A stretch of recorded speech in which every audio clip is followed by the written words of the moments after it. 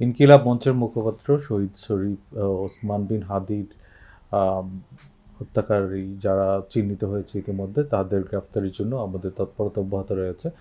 আপনারা জানেন ইতিমধ্যে এই ঘটনার সাথে বিভিন্নভাবে সংশ্লিষ্ট 10 জনকে আমরা গ্রেফতার করে আইনের আওতায় নিয়ে আসতে সক্ষম হয়েছি।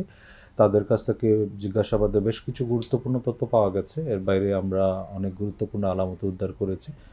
আর যারা এই ঘটনার সাথে প্রত্যক্ষভাবে জড়িত এই 2 জন চিহ্নিত হয়েছে তাদের গ্রেফতারের জন্য আমরা আমাদের যে পুলিশি তৎপরতা সেটা অব্যাহত রেখেছি। ইনকিলাব মঞ্চের মুখপাত্র ওসমান হাদির কিলিং মিশনে থাকা একজনকেও গত 12 দিনে গ্রেপ্তার করতে পারেনি আইনশৃঙ্খলা বাহিনী। কিলাররা দেশ ছেড়ে পালিয়ে গেছে নাকি দেশের ভিতরেই কোথাও আত্মগোপন করে আছে সেটাও নির্দিষ্ট করে বলতে পারছে না পুলিশ। আততায়ীকে গ্রেপ্তার করে বিচারের মুখোমুখি করার দাবিতে ইনকিলাব মঞ্চসহ বিভিন্ন শ্রেণীর মানুষ যখন রাজপথে সোচ্চার, তখন অন্ধকারে হাতড়ে বেড়াচ্ছে তদন্তকারীরা। আমাদের এই পুলিশ, এই ডিবি অনেক চাঞ্চল্যকর হত্যা ঘটনা একদিনের মধ্যে আসামি ধরে ফেলেছে। স্বভাবতই প্রশ্ন জাগে, এখন কেন সেই পুলিশ, সেই ডিবি কেন হাদির হত্যাকারীদের ধরতে পারছে না? এই প্রশ্নটাই আমি করেছিলাম ডিএমপির মুখপাত্রকে। ইতিমধ্যে যে 2 জন প্রধান সন্দেহভাজন তাদের পাসপোর্টের তথ্য আমাদের কাছে এসেছে। তাদের পাসপোর্টগুলো ব্লক করা হয়েছে। আমাদের কাছে যে প্রাপ্ত তথ্য তাদের পাসপোর্ট ব্যবহার করে অফিসিয়াল চ্যানেলে তাদের দেশ ত্যাগের কোনো তথ্য নেই এই মুহূর্তে। আমরা তাদের অবস্থান শনাক্ত করার চেষ্টা করছি। অবস্থান শনাক্ত করা গেলে আমরা আশা করি তাদেরকে আইনের আওতায় নিয়ে আসতে পারব। তাহলে এখন কি করছে পুলিশ আর গোয়েন্দারা? তদন্তকারীদের দাবি, গোয়েন্দারা কিন্তু বসে নেই। তারা একদিকে কিলারদের অবস্থান শনাক্ত করতে চেষ্টা করছে, আর হত্যা মামলার তদন্ত এগিয়ে নিচ্ছে পুলিশ।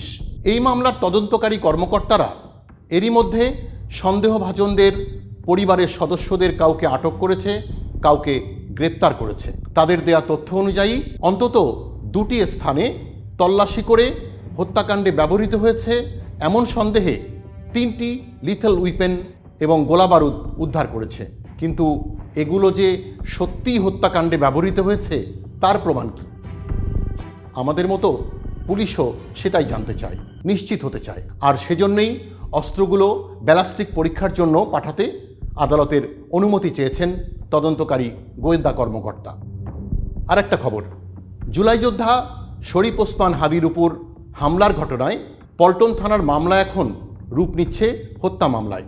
গুলিবিদ্ধ ওসমান হাদির যে মৃত্যু হয়েছে সেই মৃত্যু সনদ জমা দিয়ে হামলার মামলাটাকে, অর্থাৎ হত্যা চেষ্টা মামলাটাকে হত্যা মামলায় রূপান্তরিত করতে অনুমতি চেয়ে ঢাকার সিএমএম আদালতে আবেদন করেছেন তদন্তকারী গোয়েন্দা কর্মকর্তা।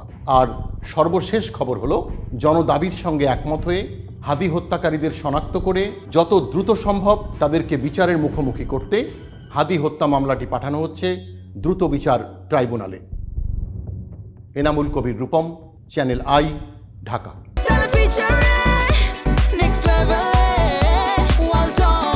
Side by side, fridge.